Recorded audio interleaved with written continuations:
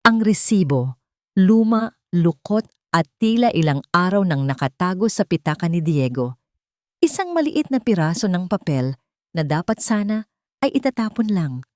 Ngunit naroon, sa pagitan ng mga business card at lumang ID, tila isang lihim na naghihintay mabasa. Clarice Reyes, isang pangalan na hindi pamilyar sa pandinig ni Lynette.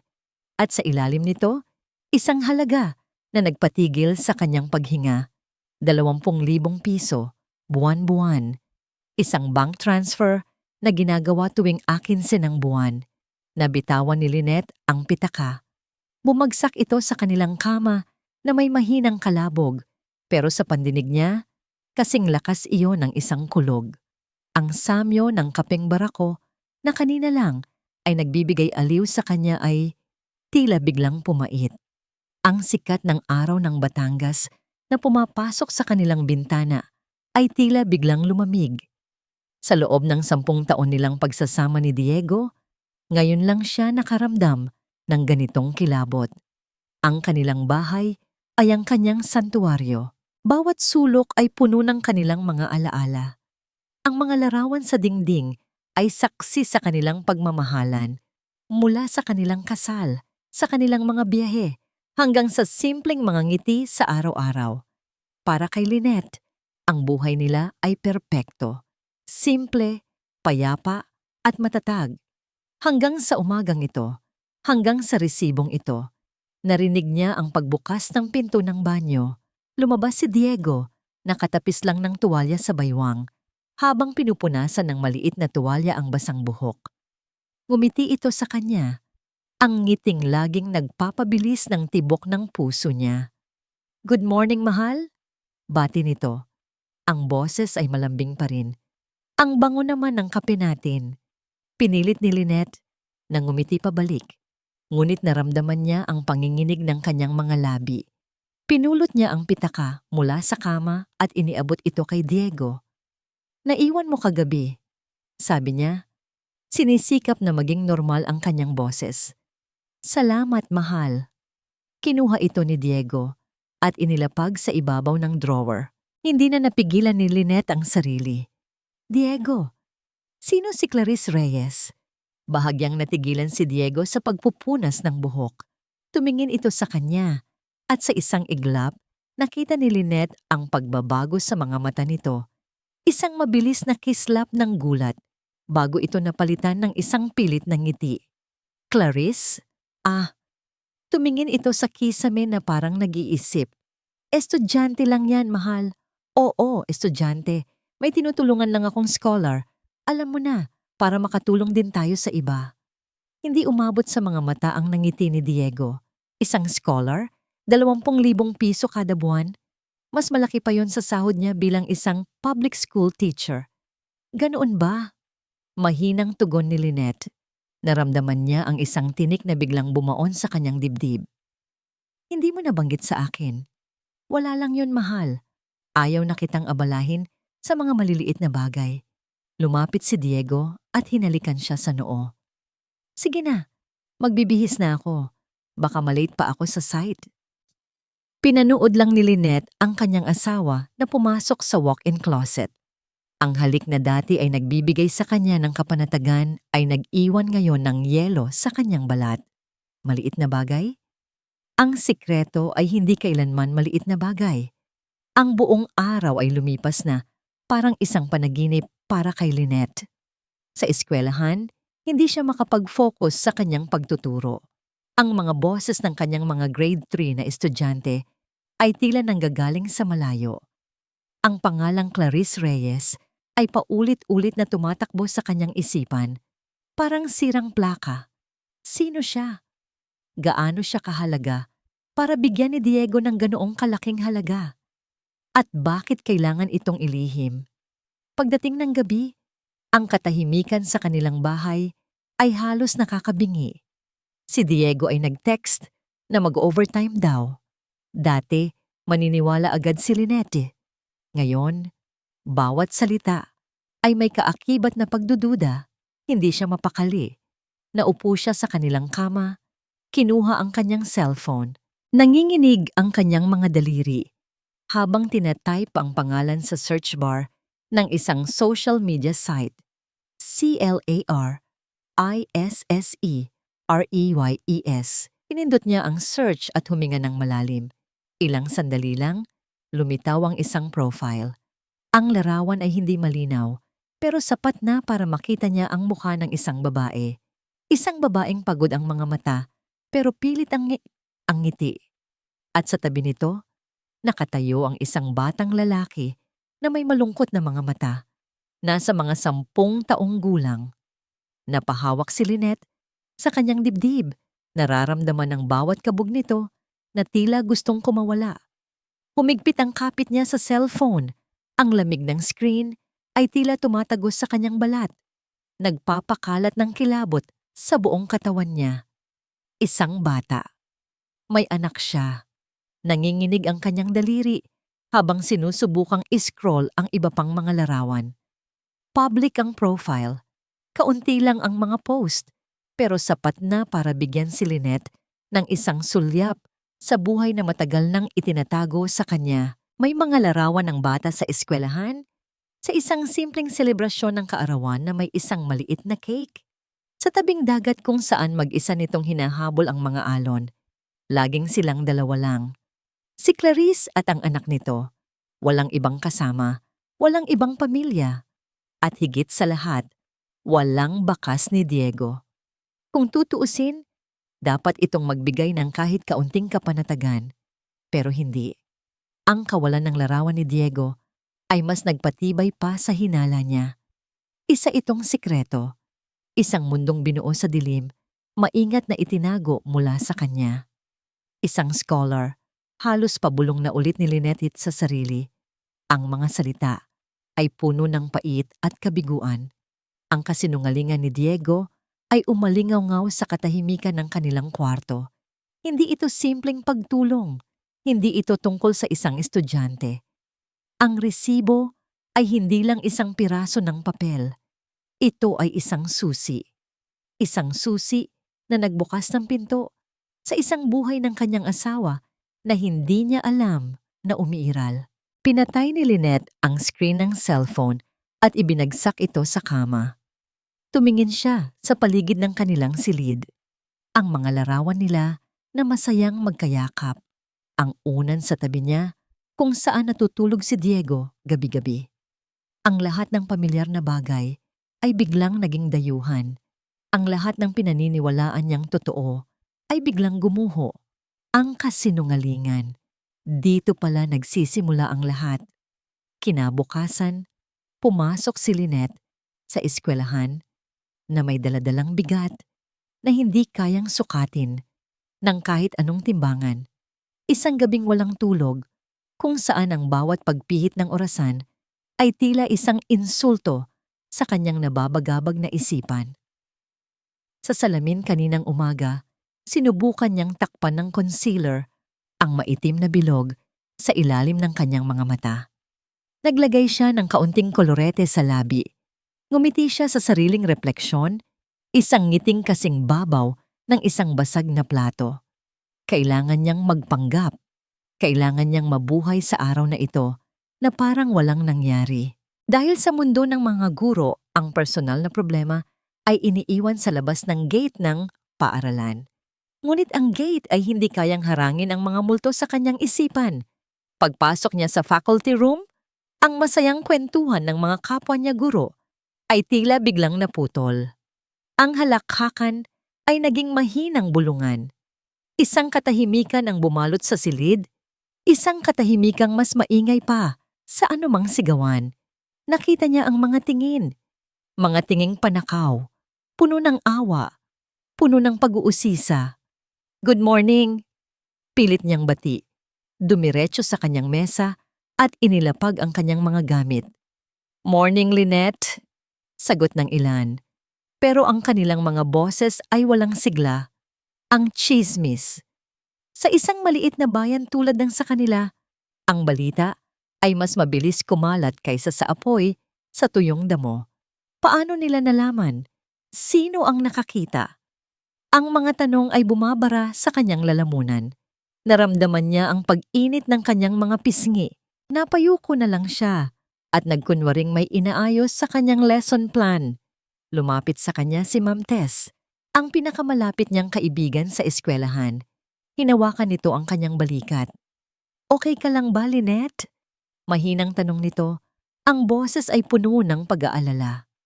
Sa tanong na yon, pakiramdam ni Lynette ay gusto na niyang maiyak. Gusto niyang isigaw ang lahat ng sakit, ngunit pinigilan niya ang sarili. Tumingala siya at muling ipinakita ang pekeng ngiti. "Okay lang ako, Tess. Medyo puyat lang." Pagsisinungaling niya. Tumango lang si Tess, ngunit alam ni Lynette na hindi ito naniwala. Ang mga mata nito ay nagsasabing, "Nandito lang ako kung kailangan mo ako."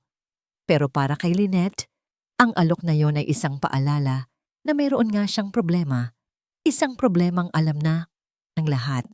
Nang mag-uwian na, habang hinihintay niyang masundo ang lahat ng kanyang mga estudyante, isang magulang ang lumapit sa kanya. Si Aling Nena, ang nanay ng isa sa pinakamabait niyang mag-aaral. "Good afternoon po, Ma'am Lynette." Bati nito na may malaking ngiti. "Salamat po sa pagtuturo kay Anton, ha?" "Wala po yun, Aling Nena. Trabaho ko po." Sagot ni Lynette. "Nako, kayo po talaga." "Nga pala, ma'am," dugtong nito. "Nakita ko po ata si Sir Diego nung isang araw. Doon po sa may bandang Barangay Kuta. Akala ko nga tatawagin ko, pero parang may kausap na importante sa cellphone. Nagmamadali." Barangay Kuta. Malayo yon sa construction site na pinagtatrabahuhan ni Diego. Malayo rin yon sa kanilang bahay. Anong ginagawa niya doon? Naramdaman ni Lynette ang paninikip ng kanyang dibdib, ngunit pinanatili niya ang kanyang ngiti. "Ah, ganun po ba? Baka may pinuntahan lang po na supplier." "Siguro nga po. Sige po, ma'am, una na po kami." Nang makaalis si Aling Nena, ang ngiti sa mukha ni Lynette ay unti-unting naglaho. Kinuha niya ang kanyang cellphone mula sa bag. Kailangan niya ng sagot. Kailangan niya itong marinig mula kay Diego. Tinawagan niya ito. Isang ring, 2, 3. Walang sumasagot. Sinubukan niya ulit. Diretso na ito sa voicemail. Nanginginig ang mga kamay niya habang nagtatype ng mensahe. "Diego, nasaan ka? Tumawag ka naman. Mag-usap tayo." Pinindot niya ang send at tinitigan ng screen. Ilang minuto ang lumipas. Ang maliit na salitang "delivered" ay naging seen. Nakita niya. Nabasa niya ang mensahe niya. Pero walang sagot. Ang katahimikan mula sa kabilang linya ay isang sampal. Isang malinaw na pag-iwas. Isang kumpirmasyon na mayroon nga siyang itinatago. Napayuko si Lynette. Hinahayaan ang kanyang buhok na takpan ang kanyang mukha. Naramdaman niya ang mga luhang namumuo sa kanyang mga mata. Dito? Dito pa ba sa lugar na itinuturing niyang pangalawang tahanan? Dito kung saan siya iginagalang? Ang kahihiyan ay tila isang kumot na bumabalot sa kanya. Mainit at nakakasakal. Tumingala siya. Pinipigilan ang pagpatak ng mga luha. Ang kanyang paningin ay napunta sa gate ng eskwelahan. At doon, tumigil ang kanyang mundo. Isang pamilyar na kulay abong pickup truck ang dahan-dahang pumasok sa gate. Ang sasakyan ng kanyang asawa. Ang sasakyan ni Diego. Sa isang iglap, isang maliit na pag-asa ang sumibol sa puso ni Lynette. Nandito siya. Siguro ay susunduin siya. Siguro ay handa na siyang magpaliwanag. Ngunit ang pag-asa ay agad ding namatay nang makita niya ang nasa passenger seat. Hindi niya maaninag ng maayos ang mukha, pero kilala niya ang buhok. Ang tindig. Kahit nakatalikod, alam niya. At hindi ito nag-iisa. Bumukas ang pinto sa likod at bumaba ang isang batang lalaki na may malungkot na mga mata. Ang babae at ang bata mula sa litrato. Papunta sila sa direksyon niya. At si Diego ang nagmamaneho. Para kay Lynette, ang paaralan ay isang banal na lugar. Dito hinuhubog ang kinabukasan. Dito tinuturuan ng mga bata ng tama at mali. Dito, siya si Ma'am Lynette. Isang respetadong guro. Isang modelo ng integridad. Ngunit sa isang iglap, ang kanyang santuaryo ay naging isang entablado ng kahihiyan. Nakatayo lang siya sa gilid ng covered court, tila isang estatwa na gawa sa yelo. Ang kanyang mga paa ay parang ibinaon sa semento, hindi makagalaw. Ang ingay ng mga batang naghahabulan sa paligid ay unti-unting humina sa kanyang pandinig, na palitan ng malakas na dagundong ng sarili niyang puso. Pinanood niya ang bawat galaw nila na parang nanonood ng isang pelikulang slow motion. Si Diego, na bumaba mula sa driver's seat, bihis na bihis, suot ang polo shirt na siya pa mismo ang namili para dito. Si Clarice, na maingat na isinara ang pinto, ang mukha ay nakayuko, iniiwasan ang tingin ng kahit sino. At ang batang si Leo, na walang kamalay-malay na nakatingin sa paligid. Sa mga batang naglalaro, tila isang ordinaryong araw lang. Sila ay isang pamilya. Isang larawan ng isang pamilya na hindi siya kasama. Ang pinakamasakit ay hindi ang makita sila. Ang pinakamasakit ay ang makita sila rito, sa kanyang teritoryo, sa harap ng kanyang mga kasamahan, sa harap ng kanyang mga estudyante. Naramdaman niya ang mga mata ng lahat na nakatuon sa kanya. Ang gwardiya sa gate, ang mga janitor na nagwawalis, ang mga kapwa niya guro na nasa bintana ng faculty room, ang mga magulang na naghihintay sa kanilang mga anak. Lahat sila ay nanonood. Lahat sila ay naghuhusga. Hindi siya pinansin ni Diego, o baka naman hindi siya nakita. Dumiretso ito kasama ang mag-ina patungo sa direksyon ng principal's office. Ang bawat hakbang nila palayo ay isang karayom na tumutusok sa puso ni Lynette.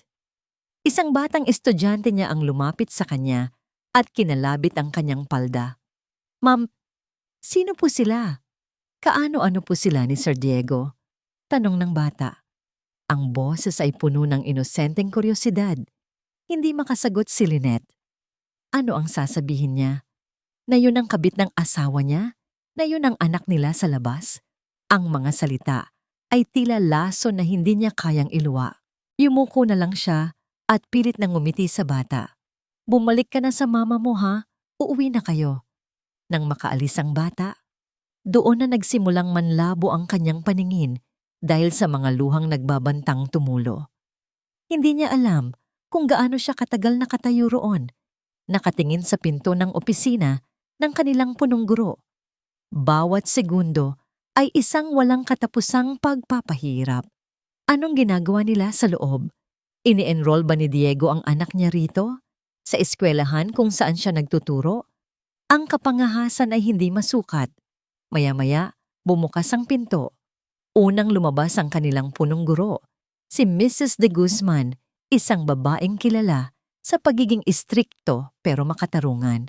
Nakita ni Lynette ang pagkailang sa mukha nito nang magtama ang kanilang mga mata. Isang maikling, pilit na ngiti ang ibinigay nito sa kanya bago nagmamadaling umalis. Sumunod na lumabas si Diego at ang mag-ina. Sa pagkakataong ito, nakita siya ni Diego. Ang kanyang mga mata ay lumaki sa gulat. At sa isang sandali, nakita ni Lynette ang purong pagkataranta sa mukha nito. Tila ito isang magnanakaw na nahuli sa akto. Si Clarice naman, nang masilayan siya, ay mabilis na yumuko at hinawakan ng mahigpit ang kamay ng kanyang anak. Nagtago ito sa likuran ni Diego. Tila ba ang asawa ni Lynette ang kanyang kalasag? Ang batang si Leo, ang tanging hindi umiwas ng tingin. Tumingin ito, nang diretso sa kanya, ang mga mata ay puno ng pagtataka. Walang galit, walang husga. Isang malinis na tingin mula sa isang batang hindi naiintindihan ang gulong pinasok ng mga matatanda. Para kay Lynette, ang tingin na iyon ang pinakamasakit sa lahat.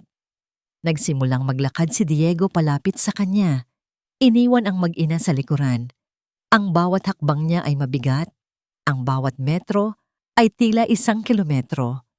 Nang nasa harapan na niya ito, walang salitang lumabas sa kanilang mga bibig. Ang katahimikan ay puno ng mga akusasyon, ng sakit, ng mga tanong na hindi masagot.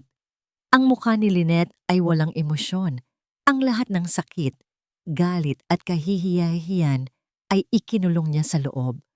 Ayaw niyang bigyan sila ng satisfaksyon na makita siyang umiiyak. Hindi dito, hindi ngayon. Lynette, panimula ni Diego, ang boses ay halos pabulong. Hindi ito ang iniisip mo.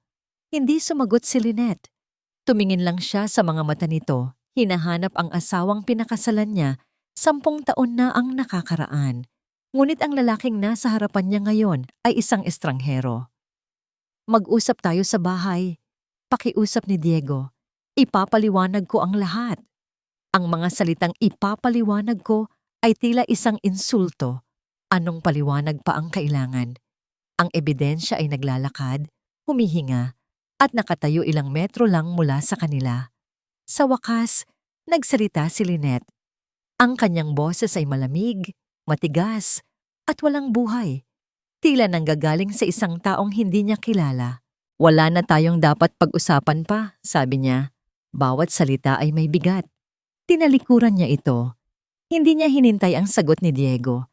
Hindi niya nilingon ang babae o ang anak nito. Nagsimula siyang maglakad palayo. Palayo sa kanila. Palayo sa mga matang mapanghusga. Palayo sa kahihiyang idinulot nila. Ang bawat hakbang ay isang pakikibaka.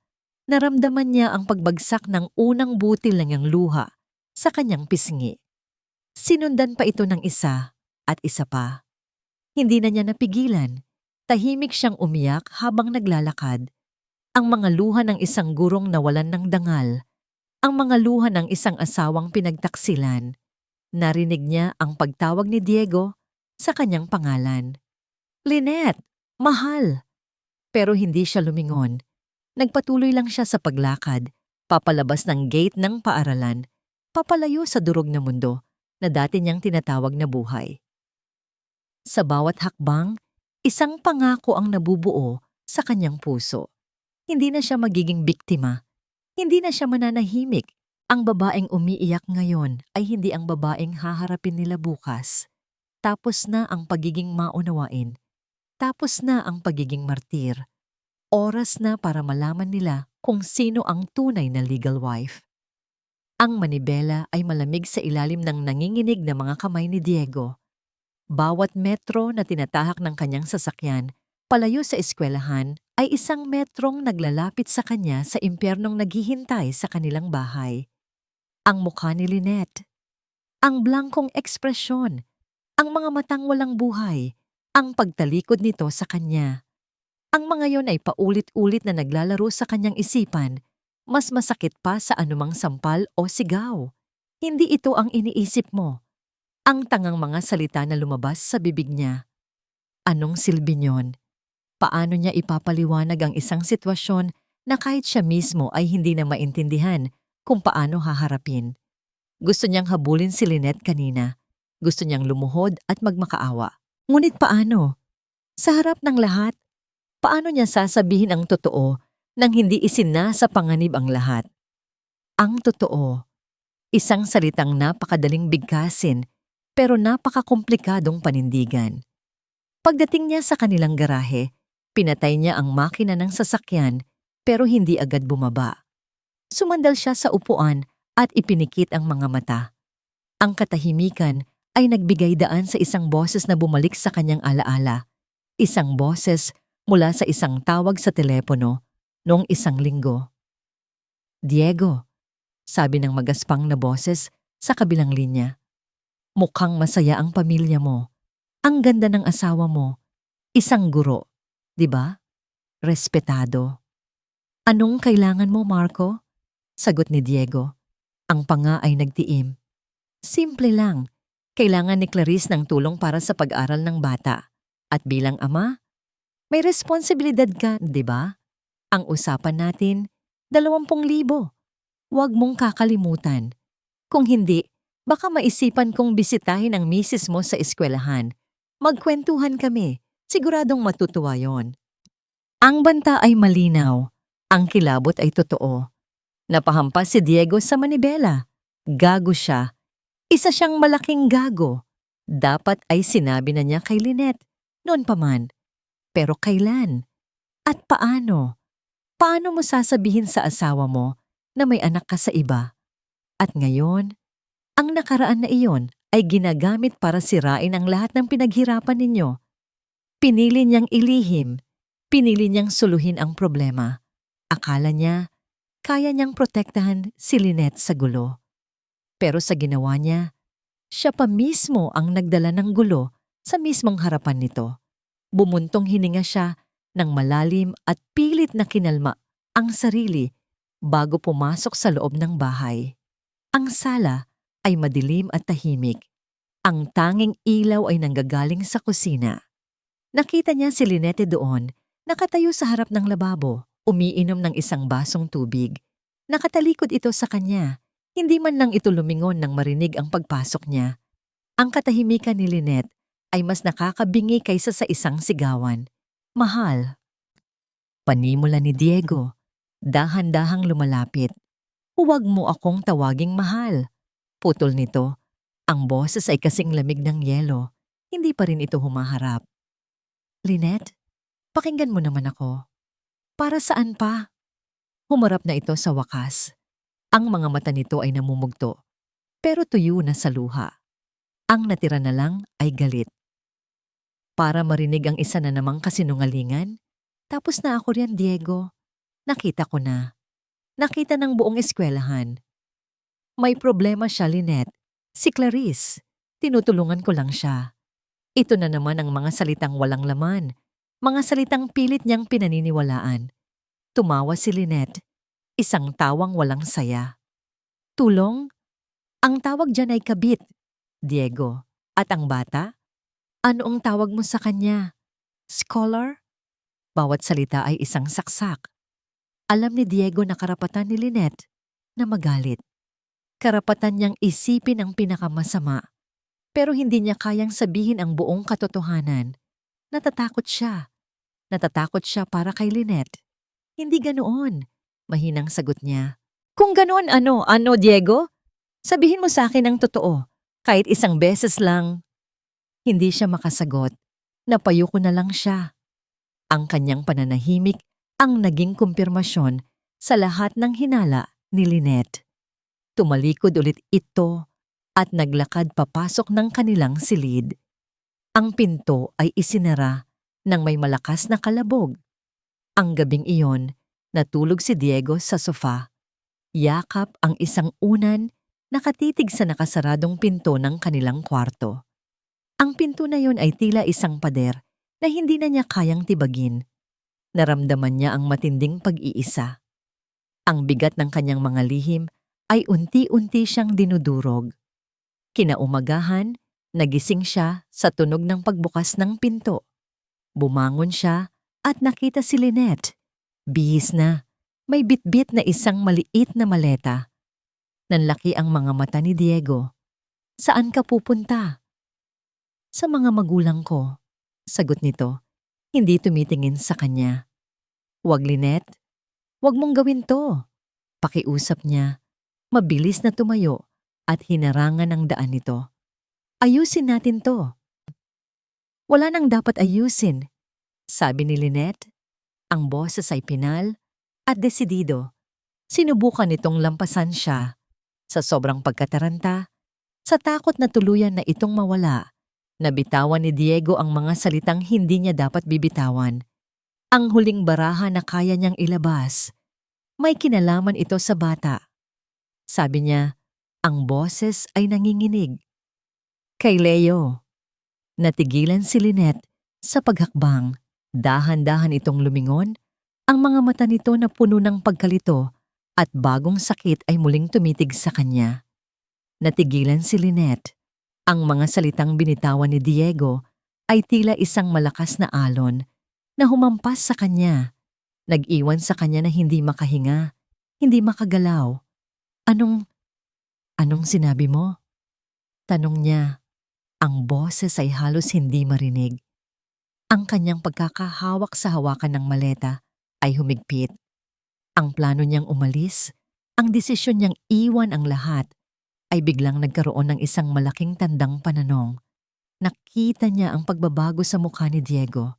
Ang pagkataranta ay napalitan ng pagsisisi na para bang gusto nitong bawiin ang mga salitang nakawala na. Pero huli na ang lahat. Ang kahon ni Pandora ay nabuksan na. Ulitin mo, Diego, utos ni Lynette. Ang boses niya ngayon ay mas matatag, mas mapanganib. Anong kinalaman ng batang iyon dito? Lumunok si Diego. Kitang-kita ni Lynette ang paggalaw ng Adam's apple nito. Ang kanyang asawa, ang lalaking kilala niyang matapang at laging may kontrol sa lahat, ay mukhang isang basang sisiw sa kanyang harapan. Mag-usap tayo, Lynette. Pakiusap. Ibaba mo muna yung maleta mo. Pakiusap nito. Ang boses ay nagmamakaawa. Ngunit hindi natinag si Lynette. Hindi. Sasabihin mo sa akin ngayon. Dito mismo. Tinitigan siya ni Diego ng matagal. Sa mga mata nito, nakita ni Lynette ang isang digmaan. Ang pagtatalo sa pagitan ng pagsisinungaling at ng katotohanang matagal nang itinatago. At sa huli, nakita niya ang pagsuko. Huminga ito ng malalim. Isang hiningang tila nagbubuhat ng bigat ng buong mundo. Anak ko si Leo, Lynette. Ang anim na salita. Iyon lang.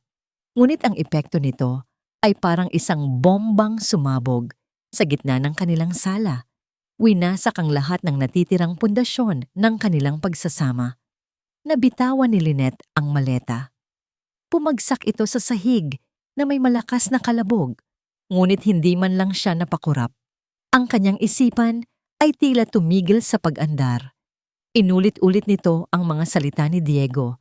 Sinusubukang unawain, sinusubukang tanggapin, ngunit ang katotohanan ay masyadong masakit, masyadong brutal. Anak. May anak siya. Isang anak na hindi mula sa kanya. Hindi. Pabulong niyang sabi, umiiling-iling. Hindi. Nagsisinungaling ka. Hindi, Lynette.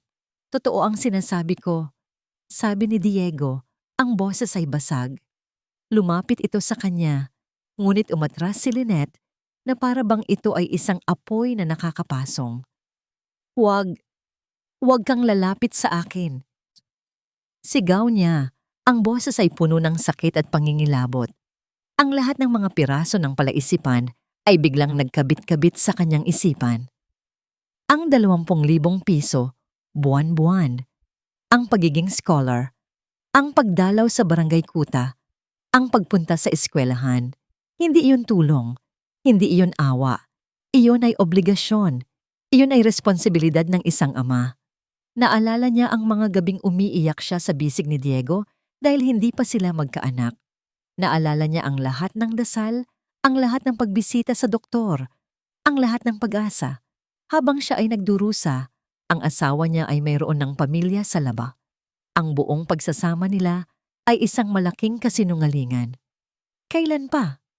Tanong niya. Ang luha ay tuluyan ng bumuhos mula sa kanyang mga mata. Gaano katagal mo nang alam? Bago pa tayo ikasal, Lynette? Pag-amin ni Diego, ang tingin ay nasa sahig. Nagkahiwalay kami ni Clarice bago ko pa nalaman na buntis siya. Nalaman ko lang noong 10 taon na ang bata. 10 taon. Ang sakit ay tila isang kutsilyong paulit-ulit na isinasaksak sa kanyang puso. Hindi na niya kaya. Napaupo siya sa sahig. Ang mga binti ay tila nawalan ng lakas. Niyakap niya ang kanyang sarili, umiiyak ng walang tunog. Ang katawan ay nanginginig sa matinding kabiguan. Ang pangarap niya ng isang buong pamilya, ang pagmamahal na inakala niyang sa kanya lang, ang tiwalang ibinigay niya ng buong buo, lahat ay abo na. Wala nang natira. Ito na yon, ang dulo ng lahat. All is lost. Sa gitna ng kanyang pagtangis, narinig niya ang mahinang tunog ng isang text message mula sa kanyang cellphone na naiwan sa ibabaw ng center table. Hindi niya ito pinansin. Ano pa ang silbi ng kahit ano? Ngunit ang tunog ay nagpatuloy. Isa pa. At isa pa. Maya-maya, tumigil si Lynette sa pag-iyak. May kung anong puwersa ang nagtulak sa kanya na tumayo. Dahan-dahan siyang lumapit sa mesa. Ang bawat hakbang ay mabigat. Kinuha niya ang cellphone. May 3 mensahe mula sa isang numerong hindi rehistrado. Binuksan niya ang una. Alam kong masakit ang nalaman mo. Binuksan niya ang pangalawa. Pero hindi mo alam ang buong kwento. Ang kanyang puso ay nagsimulang tumibok ng mabilis. Nanginginig ang kanyang kamay habang binubuksan ang pangatlong mensahe. Hindi si Diego ang kalaban. Kailangan mo siyang tulungan. Ang mga mensahe ay tila isang maliit na kandila sa gitna ng isang madilim na bagyo. Isang liwanag na hindi sapat para maintindihan ng lahat, pero sapat para hindi siya tuluyang malunod sa kadiliman. Sino ang nagpadala nito? At ano ang ibig sabihin ng hindi mo alam ang buong kwento? Mayroon pa bang mas lalalim sa katotohanang may anak sa labas ang kanyang asawa? Tumingin si Lynette kay Diego na nakatayo pa rin sa gitna ng sala. Ang muka ay larawan ng pagkatalo at pagsisisi. Ang galit niya ay hindi nawala, pero sa ilalim nito, isang bagong damdamin ang nagsimulang sumibol. Pagkalito. Itinago niya ang cellphone sa kanyang bulsa. Ang plano niyang umalis ay pansamantalang isinantabi. Hindi dahil sa pinapatawad na niya si Diego, kundi dahil sa pangangailangan niyang malaman ang katotohanan. Ang buong katotohanan, gaano man ito kasakit. Hindi siya nagsalita. Tinalikuran niya si Diego at pumasok sa kanilang kwarto, hindi para mag-impake ulit, kundi para mag-isip. Isinara niya ang pinto, isang malinaw na mensahe na kailangan niya ng espasyo. Lumipas ang maghapon na tila mga anino. Hindi siya lumabas ng silid, hindi siya kumain. Si Diego naman ay nanatili sa labas, paminsan-minsan ay kumakatok at nagtatanong kung ayos lang siya. Ngunit hindi niya ito sinasagot.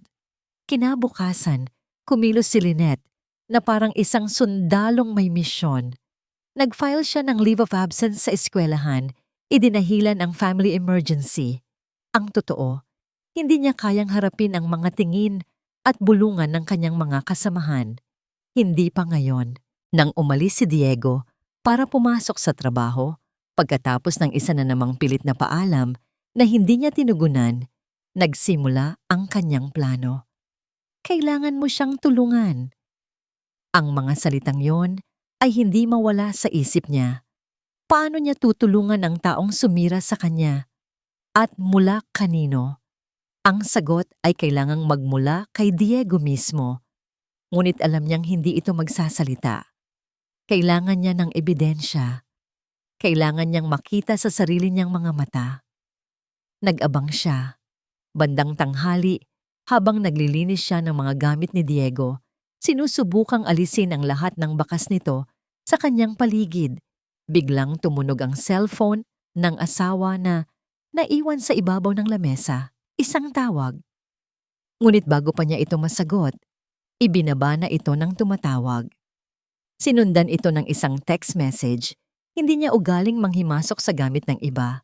Ngunit ngayon, wala nang bisa ang mga lumang patakaran. Kinuha niya ang cellphone. Hindi ito nakalock. Ang mensahe ay mula sa isang numerong hindi nakasave. Mamayang alauna, sa dating lugar, dalhin mo. Maikli, utos, at may halong pagbabanta. Mabilis na kumilos si Lynette. Nagpalit siya ng damit, kinuha ang susi ng kanilang lumang kotse na bihirang gamitin at nagmaneho papunta sa construction site kung saan nagtatrabaho si Diego. Ipinark niya ang sasakyan sa isang lugar na hindi kapansin-pansin kung saan tanaw niya ang gate. Nag-abang siya. Halos 1 oras din siyang naghintay.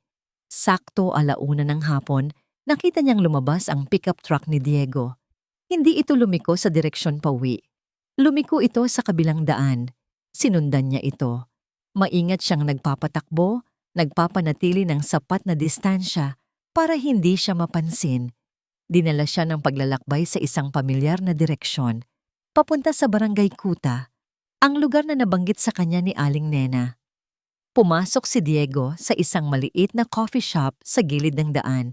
Ipinark ni Lynette ang kanyang kotse sa kabilang kalsada, sa likod ng isang malaking van, kung saan mayroon siyang malinaw na tanaw sa salaming bintana ng kapihan. Nakita niyang umupo si Diego sa isang mesa sa sulok. Ilang sandali lang, isang lalaki ang lumapit at umupo sa tapat niya. Ang lalaki ay mukhang magaspang. Malaki ang katawan, may makapal na bigote, at ang mga mata ay tila laging galit. Kahit mula sa malayo, ramdam ni Lynette ang panganib na dala nito. Hindi niya marinig ang pinag-uusapan nila, ngunit nakikita niya ang tensyon sa kanilang mga kilos. Ang lalaki ay agresibong nagsasalita. Idinidiin pa ang daliri sa mesa. Si Diego naman ay nakayuko lang, ang muka ay puno ng pag-aalala at takot. Isang itsura na hindi pa niya nakikita sa kanyang asawa kailanman. Pagkatapos ng ilang minuto, may kinuha si Diego mula sa kanyang bag. Isang makapal na puting sobre. Maingat niya itong iniabot sa lalaki. Kinuha ito ng lalaki, binuksan, at sinilip ang laman. Tumango ito na may mapanuyang ngiti sa labi. Habang nagaganap ang lahat ng ito, isang pamilyar na figura ang lumabas mula sa banyo sa likod ng coffee shop. Si Clarice. Ang mukha niya ay namumutla, ang mga mata ay puno ng takot. Lumapit siya sa mesa. Hinila siya ng magaspang na lalaki para paupuin sa tabi nito. Ang pagkakahawak nito sa braso ni Clarice ay tila mahigpit at marahas. Ito na ba ang buong kwento? Isang lalaking nananakot, isang babaeng takot, at ang asawa niyang nagbibigay ng pera? Nang tumayo na ang magaspang na lalaki at si Clarice para umalis, may isang bagay na nangyari. Sa pagmamadali ng lalaki, may isang maliit na papel na nahulog mula sa kanyang bulsa sa likod. Hindi niya ito napansin. Hinila niya si Clarice palabas ng coffee shop at isinakay sa isang luma at may kalawang na tricycle. Agad silang umalis. Naiwan si Diego sa loob. Nakasubsob ang mukha sa kanyang mga palad. Nagantay si Lynette. Nang makita niyang tumayo na si Diego at naglakad palabas, alam niyang ito na ang pagkakataon niya. Hinintay niyang makasakay ito sa sasakyan at makaalis. Nang sigurado nang wala na ang lahat, bumaba siya mula sa kanyang kotse. Mabilis niyang tinawid ang kalsada at pumasok sa coffee shop. Nagpanggap siyang may hinahanap. Nakita niya ang papel sa sahig, sa ilalim ng mesa kung saan sila nag-usap. Nanginginig ang kanyang kamay nang damputin niya ito. Hindi ito isang ordinaryong papel. Isa itong medical certificate ng isang bata. Ang pangalan ng pasyente, Leo Reyes. Ang nakasulat sa findings, multiple hematomas consistent with non-accidental injury. Mga pasa na hindi sanhi ng aksidente. At sa ibabaw ng papel, may mga bilog na gawa sa pulang ballpen, nakapalibot sa mga salitang nagpatigil sa paghinga ni Lynette. Mga salitang nagpapatunay na ang kwento ay mas madilim at mas komplikado kaysa sa inakala niya. Ang amoy ng alak at galit. Iyon ang palaging sumasalubong kay Clarice sa tuwing umuuwi sila ni Marco sa kanilang maliit at masikip na inuupahang apartment. Pagkasara pa lang ng pinto, ang maskara ng pagiging disenteng tao na isinusuot ni Marco sa labas ay agad na nalalaglag.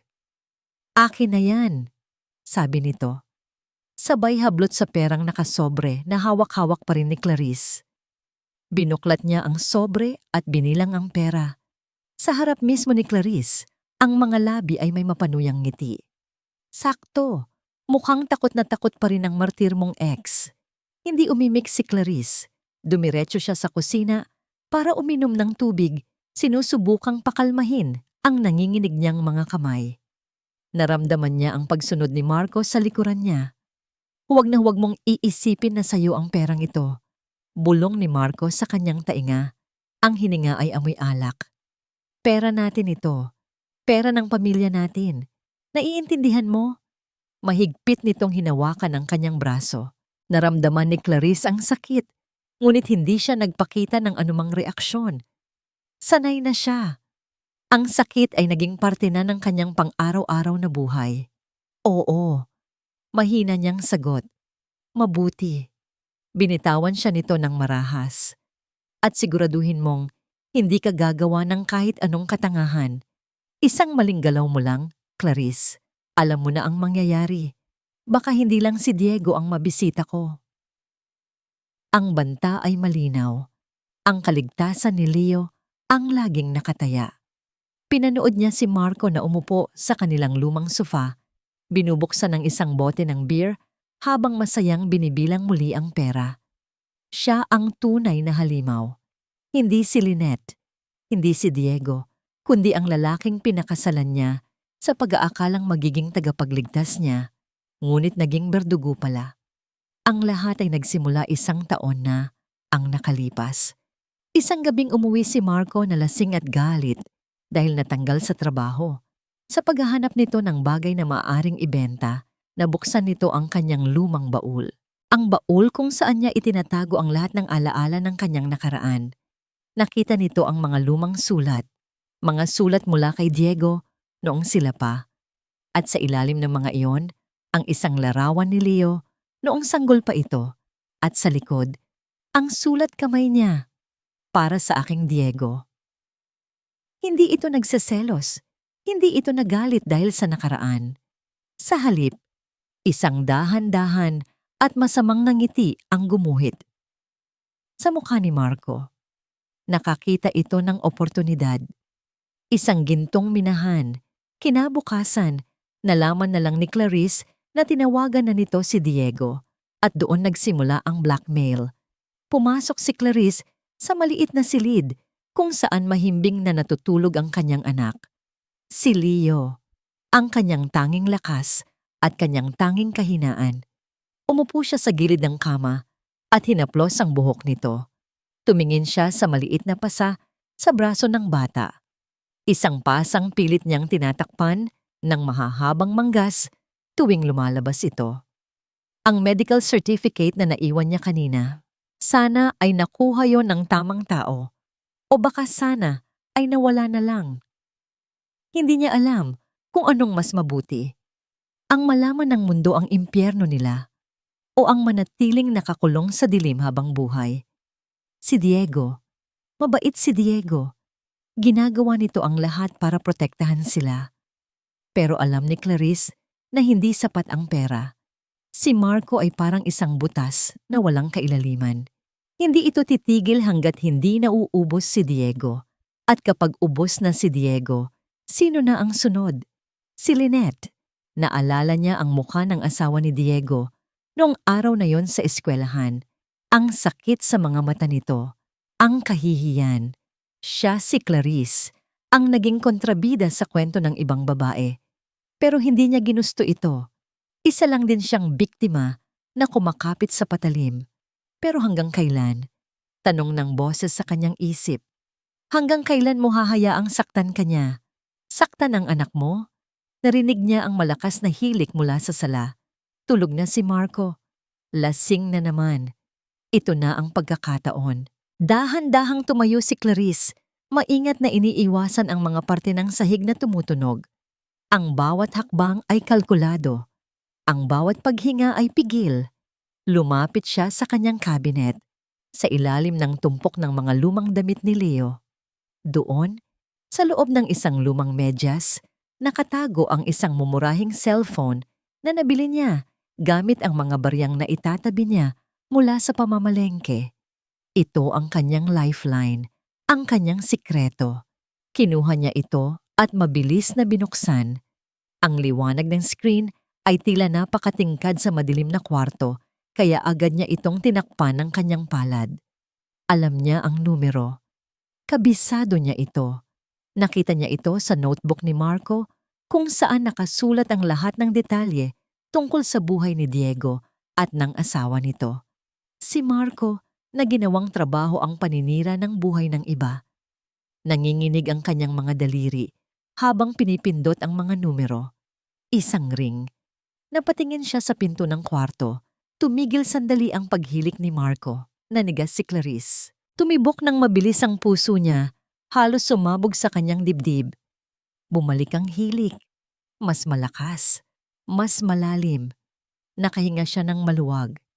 2 ring. 3 ring. Sa wakas, may sumagot sa kabilang linya. Hello? Ang boses ay pagod at puno ng pagdududa. Boses ni Lynette. Napalunok si Clarice.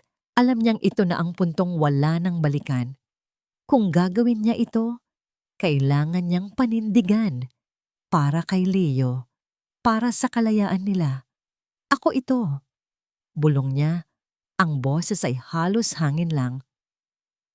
Si Clarice. Katahimikan sa kabilang linya. Ramdam ni Clarice ang galit at gulat ng kausap kahit hindi niya ito nakikita. Huwag mong ibababa. Pakiusap. Mabilis niyang dugtong. Ang luha ay nagsisimula ng pumatak. Alam kong galit ka. Alam kong kasuka-suka ako sa paningin mo. Pero kailangan nating mag-usap. Hindi para sa akin, kundi para kay Diego at para kay Leo. Huminga siya ng malalim bago binitawan ang huling pakiusap. Magkita tayo. Sa simbahan. Huwag mong sabihin kay Diego. Pakiusap. Ikaw lang ang makakatulong sa amin. Malamig ang hangin sa loob ng lumang simbahan. Ang amoy ng natutunaw na kandila at sampagita ay humahalo sa bigat ng nararamdaman ni Lynette. Nakaupo siya sa pinakadulong bangko, nakatingin sa malaking krus sa altar. Pero ang isip niya ay lumilipad sa kung saan-saan. Bakit siya pumunta? Bakit siya nakipagkita sa babaeng sumira sa pamilya niya? Siguro dahil sa medical certificate na nakita niya. Siguro dahil sa nanginginig na boses ni Clarice sa telepono. O siguro dahil sa kaibuturan ng puso niya, gusto niyang maniwala na ang asawa niya ay hindi ang halimaw na iniisip niya. Narinig niya ang mahinang yabag ng mga paa. Lumingon siya. Pumasok si Clarice. Hindi ito ang babaeng nakita niya sa social media na nakangiti. Hindi rin ito ang babaeng nakita niya sa eskwelahan na maayos manamit. Ang Clarice na nasa harap niya ngayon ay mukhang tuyot, pagod at takot na takot. Panay ang lingon nito sa likuran. Tila ba may humahabol na multo? Lumapit ito nang dahan-dahan at umupo sa kabilang dulo ng bangko. Nag-iiwan ng malaking distansya sa pagitan nila. Salamat. Salamat at pumunta ka. Panimula ni Clarice. Ang boses ay garalgal. Nanatiling tuwid ang upo ni Lynette. Ang mukha ay matigas. Diretsuhin mo na ako. Anong kailangan nyo? Pera pa? Kulang pa ba ang ibinibigay ni Diego? Yumuko si Clarice at nagsimulang humikbi. Ang tunog ng kanyang pag-iyak ay umaalingaw-ngaw sa tahimik na simbahan. Hindi para sa akin ang pera, Lynette. At lalong hindi para kay Leo. Sagot nito sa pagitan ng mga luha. Kay Marco. Sa asawa ko. Kumunot ang noo ni Lynette. Anong ibig mong sabihin? Tumingala si Clarice. Sa liwanag na tumatagos mula sa stained glass window, nakita ni Lynette ang pamamaga sa gilid ng labi nito na pilit tinatakpan ng foundation. Blackmail. Bulong ni Clarice. Bina-blackmail niya si Diego. Natahimik si Lynette. Ang salitang iyon ay parang isang susi na nagbukas sa lahat ng nakasaradong pinto sa kanyang isipan. Nalaman ni Marco ang tungkol kay Leo. Patuloy ni Clarice. Mabilis ang pagsasalita na parang nauubusan ng oras. Nakita niya ang mga lumang sulat. Sabi niya, ipapahiya niya si Diego. Sisirain niya ang trabaho niya, ang pangalan niya, at ang pamilya niyo. Napahawak si Lynette sa sandalan ng bangko. Kaya nagbibigay si Diego? Tanong niya. Humihina ang boses. Oo, para tumahimik si Marco. Para protektahan ka. Tumingin si Clarice ng diretso sa mga mata ni Lynette. Mahal na mahal ka ni Diego, Lynette. Wala kaming relasyon. Ang tanging ugnayan namin ay ang nakaraan na pilit ginagamit ni Marco para perahan siya. Bakit hindi kayo magsumbong sa pulis? Tanong ni Lynette, bagamat unti-unti na niyang naiintindihan ang sagot. Iniangat ni Clarice ang manggas ng kanyang blouse. Napasinghap si Lynette. Ang braso ni Clarice ay tila mapa ng karahasan. Puno ito ng mga pasa, mga luma na naninilaw na, at mga bago na kulay ube at itim pa. Dahil hawak niya kami sa leeg, sagot ni Clarice. Ibinababa ang manggas. Kapag hindi nagbigay si Diego, kami ang pinagbubuntunan niya. Si Leo, kahit ang anak ko, hindi niya pinalalampas. Nakita mo ang medical certificate, di ba? Si Marco ang may gawa noon. Naramdaman ni Lynette ang pagguho ng kanyang galit. Ang apoy na nag-alab sa dibdib niya nitong mga nakaraang araw ay biglang namatay at napalitan ng isang pakabigat na awa at pagsisisi. Mali siya. Maling-mali siya. Akala niya, si Diego ay nagpapakasasa sa ibang babae. Iyon pala, ang asawa niya ay nagdurusa ng mag-isa. Sinasalo nito ang lahat ng bigat, lahat ng takot at lahat ng pagbabanta para lang hindi madamay si Lynette sa gulo. Si Diego ay hindi nagtaksil. Si Diego ay naging biktima at sa halip na damayan ito, tinalikuran niya ito at hinusgahan. Lumapit si Lynette kay Clarice. Sa unang pagkakataon, hinawakan niya ang kamay ng babaeng akala niya ay karibal niya. Ang mga kamay nito ay malamig at nanginginig. Tama na, matatag na sabi ni Lynette. Tama na ang takot. Anong gagawin natin? Tanong ni Clarice. Ang mga mata ay puno ng takot pero may bahid na rin ng pag-asa. Hindi ko pa alam, sagot ni Lynette. Pero hindi na kayo mag-iisa at lalong hindi na mag-iisa si Diego. Umuwi si Lynette na may dalang bagong misyon. Ang bigat sa kanyang dibdib ay nandoon pa rin. Pero hindi na ito bigat ng pagdududa. Ito ay bigat ng determinasyon. Pagpasok niya sa bahay, tahimik ang paligid. Ang mga kurtina ay nakasara pa rin. Ang amoy ng bahay ay amoy ng kalungkutan. Nakita niya si Diego sa sala. Nakaupo ito sa sofa, nakasubsob ang mukha sa kanyang mga palad. Ang siko ay nakatukod sa tuhod. Mukha itong matanda ng 10 taon kumpara noong nakaraang linggo. Ang kanyang balikat ay bagsak na bagsak, tila pasa ng mundo. Dahan-dahang lumapit si Lynette. Naramdaman ni Diego ang kanyang presensya. Nag-angat ito ng tingin. Ang mga mata nito ay mapula at pagod. Lynette, paos na tawag nito. Aalis ka na ba? Umiling si Lynette. Lumapit siya at umupo sa tabi nito. Hindi siya nagsalita agad. Hinawakan niya ang kamay ni Diego at inilagay ito sa kanyang pisngi. Naramdaman ni Diego ang init ng balat ng asawa at napapikit ito. Isang butil ng luha ang tumakas sa kanyang mata. Alam ko na, Diego. Malambing pero seryosong sabi ni Lynette. Dumilat si Diego, puno ng takot. Ang alin? Lahat. Nakausap ko si Clarice. Alam ko na ang tungkol kay Marco. Alam ko na ang tungkol sa blackmail. Yumuko si Diego, tila hiyang-hiya.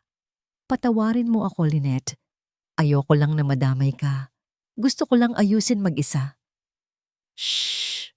Pagpapatahimik ni Lynette, inilalagay ang kanyang daliri sa mga labi ng asawa. Hindi mo kailangang suluhin ang lahat, Diego. Nangako tayo sa harap ng altar, di ba? Sa hirap at ginhawa. Kasama ang hirap na to. Sa narinig na yon, tila bumigay ang huling pader na pumoprotekta kay Diego. Napahagulgol ito. Isinubsob nito ang mukha sa balikat ni Lynette at umiyak ng parang bata. Isang pag-iyak na puno ng paglaya mula sa matagal na pagkakakulong sa takot at kahihiyan. Niyakap siya ni Lynette ng mahigpit, hinahagod ang kanyang likod habang hinahayaan itong ibuhos ang lahat ng sakit. Nang humupa na ang pag-iyak ni Diego, humiwalay si Lynette ng bahagya. Hinawakan niya ang magkabilang pisngi ng asawa at tinitigan ito sa mata.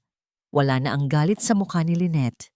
Ang nakikita na lang ni Diego ay ang babaeng matapang na minahal niya. Tapos na ang pagtatago, Diego. Matatag na sabi ni Lynette. Hindi natin hahayaang manalo ang takot. Hindi natin hahayaang saktan pa niya si Clarice at si Leo. Tumango si Diego. Humuhugot ng lakas mula sa asawa. Ngumiti ng tipid si Lynette. Isang ngiting may halong babala para sa kanilang kalaban. Alam ko na ang lahat, bulong niya. Pero ang bawat salita ay kasing tigas ng bato. At lalaban tayo. Ibang-iba ang sikat ng araw ngayong umaga. Kung nitong mga nakaraang araw ay tila nangiinsulto ang liwanag, Ngayon ay nagbibigay ito ng lakas. Nakatambak sa mesa sa kusina ang iba't ibang papel.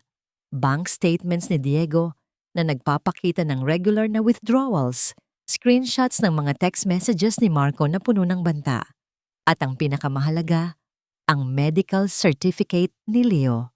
Magkatabing nakaupo si Lynette at Diego. Wala nang distansya sa pagitan nila. Ang kanilang mga balikat ay magkadikit, isang pisikal na paalala na magkakampi na silang muli.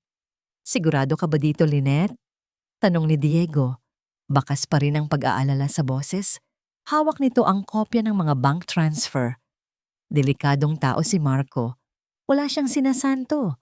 Baka gantihan ka niya. O ang eskwelahan.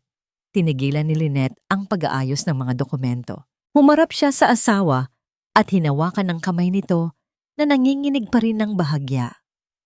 Ang takot ang pinakamalakas niyang sandata, Diego. Sagot niya ng mariin. Habang natatakot tayo, habang nagbabayad ka, lalo lang siyang lumalakas. Lalo lang niyang iisipin na hawak niya tayo sa leeg. Huminga ng malalim si Lynette. Kinausap ko na si Attorney Belen kagabi, ang kaibigan ko sa Rotary. Patuloy niya. Malinaw ang kaso. Violence against women and children, robbery, extortion, blackmail. Pero kailangan nating kumilos. Kailangan nating dalhin ito sa barangay para magkaroon ng record. Ito ang unang hakbang. Tumango si Diego. Sa wakas, nakita ni Lynette ang pagbalik ng ningning sa mga mata ng asawa. Ang ningning ng pag-asa na matagal nang nawala. Salamat, bulong ni Diego. Hindi ko alam kung paano ko kakayanin to kung wala ka. Hindi mo na kailangang kayanin mag-isa, sagot ni Lynette. Kinahapunan, nagkita sila ni na Clarice at Leo sa isang maliit na parke na malayo sa lugar nila Marco. Ito ang unang pagkakataon na hinarap ni Lynette ang bata nang may buo at malinaw na isipan. Nakaupo si Leo sa swing, tahimik na naglalaro ng kanyang mga daliri. Ang mga mata nito ay malungkot, masyadong matanda para sa kanyang edad. Lumapit si Lynette. Leo. Tawag niya ng mahina. Nag-angat ng tingin ng bata. May takot sa mga mata nito. Siguro ay naaalala niya ang nangyari sa eskwelahan. Siguro ay iniisip niya na galit si Lynette. Umupo si Lynette sa kabilang swing. Huwag kang matakot, sabi niya, at nginitian ang bata. Isang tunay at mainit na ngiti. Wala kang ginawang masama. Naiintindihan mo ba yon? Tumango ng dahan-dahan si Leo. Opo. Tita. Ang tawag na tita ay tila humaplos sa puso ni Lynette. Hindi niya anak si Leo. Bunga ito ng nakaraan ni Diego na nagdulot sa kanya ng sakit. Pero sa harap ng kawalang malay ng bata, na-realize ni Lynette na ang pagiging ina ay hindi lang nasusukat sa dugo. Nasusukat ito sa kakayahang magprotekta at mag-aruga. Magiging maayos din ang lahat, Leo. Pangako, sabi niya. Sa kabilang bench kausap ni Diego si Clarice. Nakita ni Lynette na umiiyak si Clarice, pero tumatango ito. Pumapayag na ito sa plano. Pumapayag na itong lumaban. Dumiretso sila sa barangay hall ng lugar nila Clarice. Mabigat ang loob ni Clarice, halatang nanginginig.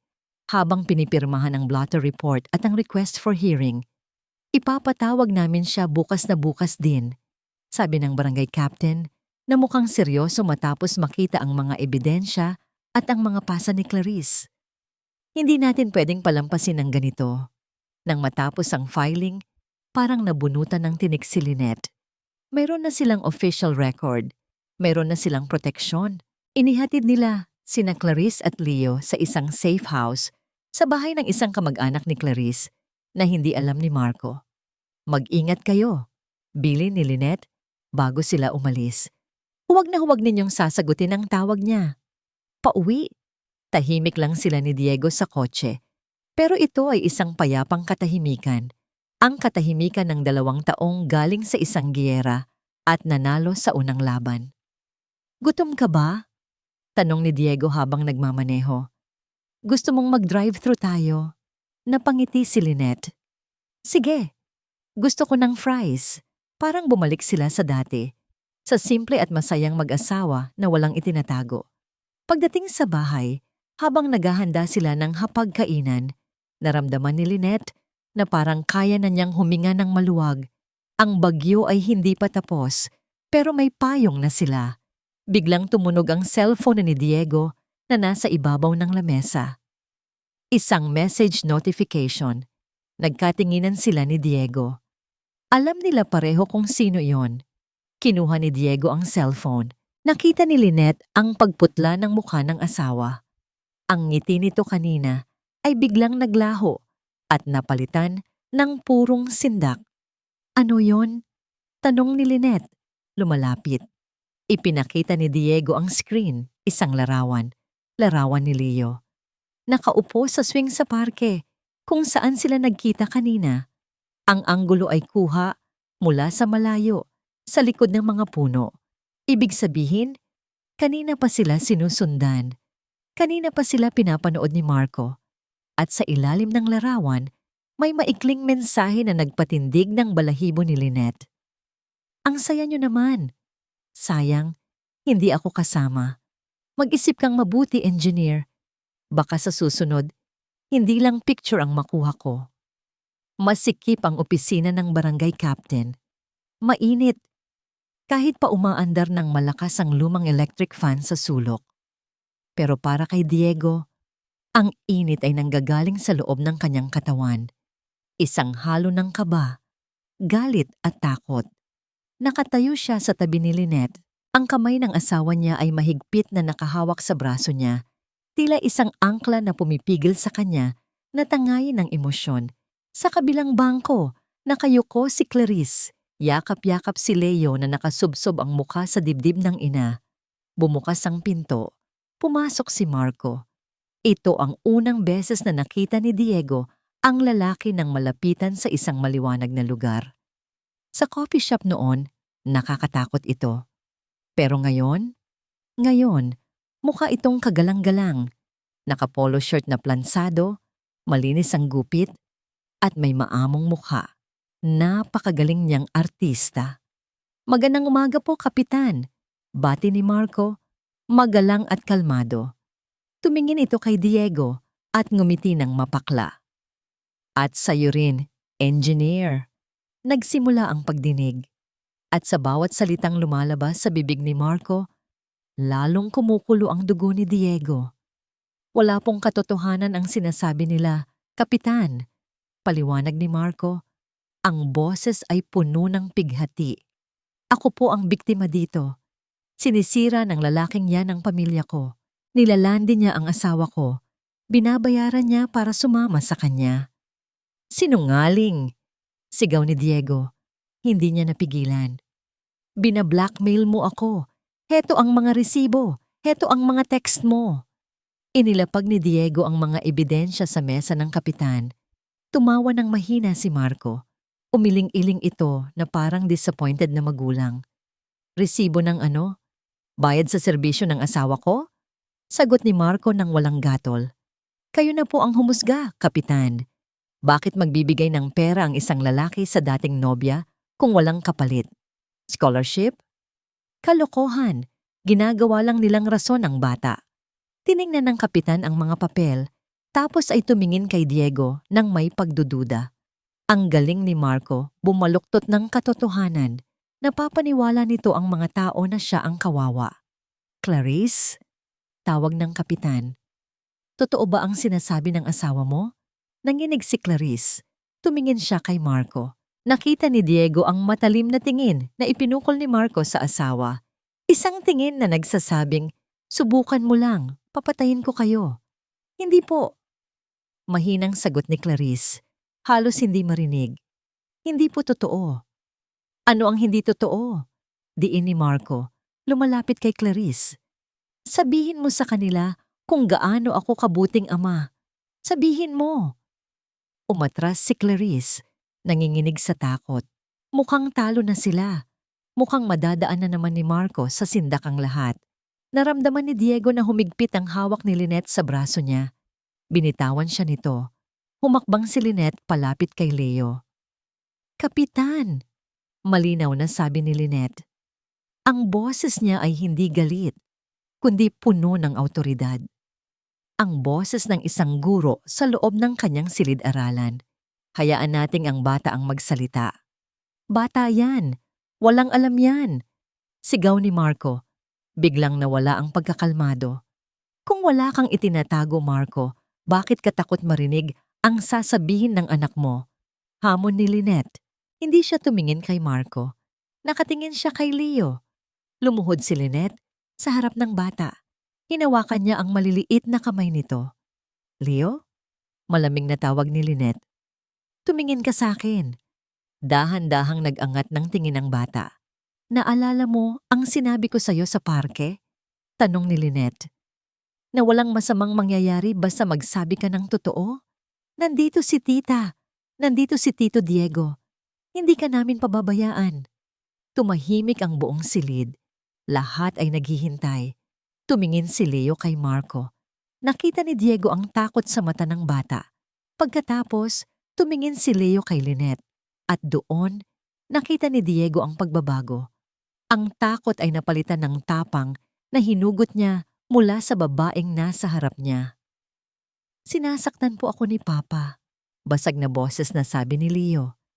Nanlaki ang mga mata ni Marco. Anong sinabi mo? Nagpatuloy si Leo. Mas malakas na ngayon. Sinasaktan niya po si Mama. At kapag wala po kayong binibigay na pera, ako po ang sinusuntok niya. O itinaas ni Leo ang kanyang t-shirt. Ipinakita niya ang malaking pasa sa kanyang tagiliran. Bago pa at sariwa.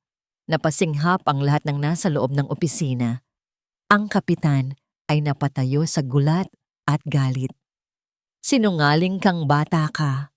Sumabog na si Marco na wala na ang maskara ng disenteng tao.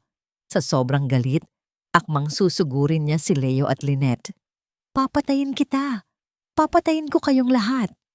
Sigaw nito, ang muka ay namumula sa puot. Ang mga ugat sa leeg ay lumalabas. Mabilis na kumilos si Diego. Inarangan niya si Marco bago pa ito makalapit sa mag-asawa at sa bata. Pero hindi na kinailangan ni Diego na manakit. Agad na dinamba ng mga barangay tanod si Marco. Pinilipit ang mga kamay nito sa likod. Bitawan niyo ako. Asawa ko yan. Anak ko yan. Nagpupumiglas na sigaw ni Marco. Nagmumura, nagwawala. Pero kitang-kita na ng lahat ang tunay niyang anyo. Ang halimaw na nagtatago sa likod ng maamong mukha. Niyakap ni Clarice si Leo nang mahigpit. Umiiyak sa tuwa at takot. Tumingin si Diego kay Lynette. Nakaluhod pa rin ito, yakap ang bata at ang ina nito. Nakatingin si Lynette sa kanya at sa gitna ng kaguluhan, nagtama ang kanilang mga mata. Wala nang takot, wala nang pagdududa. Dalhin na yan sa presinto, utos ng kapitan. Ipa-medical niyo ang bata at ang nanay. Filaan natin ang kaso yan ngayon din. Child abuse at grave threats. Habang hinihila ng mga tanod si Marco palabas, patuloy pa rin ito sa pagsigaw ng mga banta kay Diego. Hindi pa tayo tapos, Ramos. Babalikan kita. Sisirain ko kayo. Ang boses ni Marco ay unti-unting lumayo. Hanggang sa ang natira na lang ay ang tunog ng mabibigat na paghinga ni Diego at ang hikbi ng mag-ina. Tapos na. Nahuli na siya. Pero habang pinapanood ni Diego ang paglabas ng mga pulis, alam niyang hindi dito nagtatapos ang lahat. Ang sugat na iniwan ng mga pangyayaring ito. Sa anak niya, kay Clarice, at higit sa lahat, sa pagsasama nila ni Lynette, ay hindi maghihilom sa isang iglap lang. Ligtas na sila sa panganib. Pero handa na ba silang harapin ang mga lamat na naiwan? Tahimik ang umaga. Sa unang pagkakataon sa loob ng mahabang panahon, ang katahimikan sa loob ng bahay ni Lynette at Diego ay hindi mabigat. Wala nang tensyon, wala nang mga tanong na nakabitin sa ere. Ang tanging naririnig lang ay ang huni ng mga ibon sa labas at ang mahinang lagaslas ng mga dahon. Nakatayo si Lynette sa may bintana, pinapanood ang papalayong sasakyan ng DSWD. Lulan noon, sina Clarice at Leo. Pansamantala silang mananatili sa isang safe house sa probinsya, malayo sa gulo, malayo sa mga alaala ni Marco. Bago sila umalis kanina, niyakap siya ni Clarice ng mahigpit. Walang salita, pero sapat na ang higpit ng yakap na yon para iparamdam ang pasasalamat ng isang inang nailigtas sa impyerno. At si Leo, napangiti ng mapait si Lynette nang maalala ang huling sinabi ng bata. Salamat po, Tita Lynette. Kayo po ang hero ko. Hero. Hindi niya naramdaman na bayani siya. Ginawa lang niya ang tama. Ginawa lang niya ang dapat gawin ng isang tao para sa kapwa-tao. Pero sa mga mata ng batang iyon, na sanay sa dahas at takot, ang simpleng pagtindig para sa katotohanan ay isang kabayanihan. Naramdaman niya ang mga yapak sa likuran niya. Nakaalis na sila? Tanong ni Diego. Humarap si Lynette. Nakatayo si Diego sa may pintuan ng sala. May hawak na 2 tasa ng kape. Mukha itong pagod. Pero maaliwalas na ang mukha. Wala na ang takot na laging nakaukit sa mga mata nitong mga nakaraang linggo. Oo, sagot ni Lynette. Magiging maayos na sila. Lumapit si Diego at iniabot ang kape sa kanya. Tinanggap ito ni Lynette. Ang init ng tasa sa kanyang mga palad ay pamilyar at nakakapanatag. Naupo sila sa sofa, magkatabi, pero hindi masyadong magkadikit. May distansya pa rin. Isang manipis na pader na gawa sa mga sugat na hindi pa tuluyang naghihilom. Ilang minuto silang tahimik, humihigop ng kape, ninanamnam ang kapayapaan na matagal nilang ipinagkait sa isa't isa. Lynette! Basag ni Diego sa katahimikan. Ibinaba nito ang tasa sa center table at humarap sa kanya. Hindi ko alam kung paano ako magsisimulang humingi ng tawad. Sa lahat. Sa pagsisinungaling ko, sa paglilihim ko tungkol kay Leo, sa paglalagay sa'yo sa ganitong sitwasyon. Tinitigan siya ni Lynette. Nakikita niya ang sinseridad sa mukha ng asawa. Nakikita niya ang pagsisisi. Hindi mawawala ang sakit ng isang sorry lang, Diego. Mahinahong sagot ni Lynette. Nasira ang tiwala ko. At ang tiwala, parang salamin yan. Kapag nabasag, pwede mong idikit ulit. Pero makikita mo pa rin ang mga lamat. Yumuko si Diego. Tinatanggap ang bigat ng mga salita niya. Alam ko. At handa akong maghintay. Handa akong gawin ang lahat para mabuo ulit yon, kahit gaano katagal. Huminga ng malalim si Lynette. Inilapag niya ang kanyang kape at hinawakan ang kamay ni Diego. Nagulat ito at napatingin sa kanya. Hindi ko hinihingi na maging perpekto ka, Diego. Sabi ni Lynette, diretso sa mga mata nito. Tao lang tayo. Nagkakamali. Ang hinihingi ko lang ay respeto. Respeto? Ulit ni Diego. Oo, respeto sa akin bilang asawa mo. Respeto sa talino ko na kaya kong intindihin ang sitwasyon. At respeto sa pagsasama natin na huwag mo akong itulak palayo sa tuwing may problema. Hinaplos ni Lynette ang palad ng asawa. Ang akala mo, pinoprotektahan mo ako sa pamamagitan ng paglilihim. Pero ang totoo, sinasaktan mo lang ako lalo. Dahil ipinaramdam mo sa akin na hindi ako sapat para damayan ka. Na hindi ako kasali sa totoong buhay mo. Tumulo ang luha ni Diego. Patawarin mo ako, Lynette. Takot lang ako na mawala ka kapag nalaman mo ang totoo. At muntik na nga akong mawala. Sagot ni Lynette, matatag pero malambing. Pero hindi dahil sa katotohanan, kundi dahil sa kasinungalingan. Pinunasan ni Diego ang kanyang mga luha. Hinawakan niya ng mahigpit ang kamay ni Lynette. Nangangako ako, Lynette. Mula ngayon wala nang lihim, wala nang tago. Tago. Ikaw at ako, magkasama sa lahat. Ngumiti ng tipid si Lynette. Alam niyang hindi magiging madali. Nandyan pa rin si Leo, ang buhay na patunay ng nakaraan ni Diego. Kakailanganin nilang harapin ang responsibilidad na yon ng magkasama. Kakailanganin nilang harapin ang mga chismis na siguradong hindi pa agad mamamatay. Pero sa pagkakataong ito, alam ni Lynette na kaya niya. Hindi dahil siya ay martir, hindi dahil siya ay nagtitiis, kundi dahil pinili niyang magpatawad, hindi para kay Diego, kundi para sa sarili niyang kapayapaan. Ang tunay na legal wife ay hindi nananalo sa pamamagitan ng pag-aaway o pagsusumbatan. Nananalo siya dahil alam niya ang kanyang halaga. Nananalo siya dahil kaya niyang ibigay ang hustisya at habag ng sabay. Tumayo si Lynette at naglakad papunta sa main door. Binuksan niya ito ng malawak. Pumasok ang sinag ng araw, maliwanag at mainit. Tinatangay ang mga natitirang anino sa loob ng bahay. Sumunod si Diego sa kanya, nakatayo sa kanyang likuran. Paano tayo magsisimula? Tanong ni Diego. Ang boses ay puno ng pag-asa. Humarap si Lynette sa kanya. Ang hangin ay humahangod sa kanyang buhok at sa liwanag ng araw, mukha siyang bago, malakas, buo. Tinitigan niya ang asawa, ang lalaking minahal niya noon, at ang lalaking pipiliin niyang mahalin ulit ngayon. Pero sa mga bagong patakaran, magsisimula tayo sa iisang paraan lang na alam ko, sagot ni Lynette. Paano? Ngumiti si Lynette, isang nangiti na hindi napilit, kundi puno ng kapanatagan. Sa katotohanan, sagot niya ng diretso, ang mga mata ay nagniningning sa ilalim ng sikat ng araw.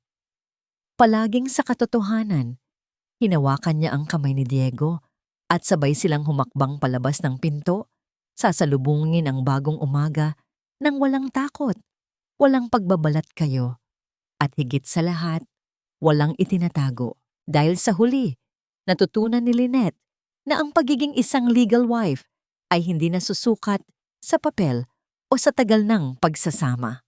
Nasusukat ito sa tapang na panindigan ang kung ano ang tama at sa pagmamahal na marunong magpatawad, pero hinding-hindi na muling magbubulag-bulagan.